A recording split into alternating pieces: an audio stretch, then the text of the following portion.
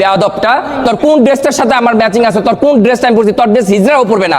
আমি একটা কথা বলি, অ্যাডপ, তোর ড্রেস হিজড়াও পরবে না, বাইরের কতিরাও তোর ড্রেস পরবে না, আর ছেলেরা তো দূরের কথা। আর আমার ড্রেস, আমার নিজস্ব ডিজাইন করা ড্রেস প্রত্যেকটা ছেলে পছন্দ করে, প্রত্যেকটা নায়ক পছন্দ করে, ফোন দিয়ে বলে রুমি দিবা, দিও। জায়েদ খান ভাই পর্যন্ত আমার বাসায় যখন এসে বলছে রুমি ভাই।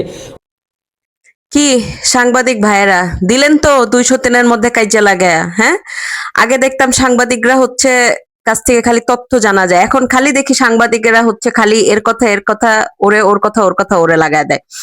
তো যাই হোক, এখন কথা হচ্ছে সাংবাদিকদের কাজ সাংবাদিকরা করবেই, কিন্তু এই যে 2 হতিনে যে কাইজা লাইগা ফেসবুকটারে আবার গরম বানাইলো, এইটা কেমন হইলো বলেন তো? এখন মানে যেদিকে তাকাই সেদিকেই দেখি ও আমাকে কপি করতেছে, ও আমাকে এটা করতেছে সেটা করতেছে, সব খালি এগুলারই পেঁচাল ভাই, সব এগুলার পেঁচাল। এই কপি পেস্ট ছাড়া মনে হয় আর কোনো টপিকসই নাই ভাইরাল হওয়ার জন্য।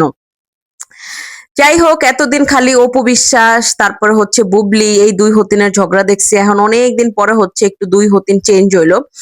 এখন হচ্ছে অ্যাডলফ আর হচ্ছে রুমি করিম, তাদের ঝগড়া শুরু ফেসবুকের মধ্যে। তো এখন উনাদের ঝগড়াও লাগছে, একজন হচ্ছে আরেকজনের পচায়া মারতেছে। তো আর এই যে বললো যে অ্যাডলফ খানের জামা কাপড় নাকি হিজলারাও পরে না, কথাটা কিন্তু পুরোপুরি খারাপ বলে নাই, ঠিক আছে? কথা পুরোপুরি খারাপ বলে নাই। আমার কাছে মাঝে মাঝে মনে হয় যে উনি যে সমস্ত কস্টিউম বানায় এগুলা তো আসলে কোনো পুরুষ মানুষের জন্য না, মেয়ে মানুষরা পড়তে পারে, তাও খুব রেয়ার। এত আবার মানে এক্সপেন্সিভ কিছু মনে করে মেয়ে মানুষ পড়বে না। যাই হোক, দেখে আমার ভালোই লাগলো, 2 হতিনের ঝগড়া লাগছে, এরকম মাঝে মাঝে দেখলে খুব মজা লাগে। আমার মতন আপনাদের কাদের কাদের এই 2 সতিনের ঝগড়া মজা লাগে একটু জানান তো কমেন্টস করে।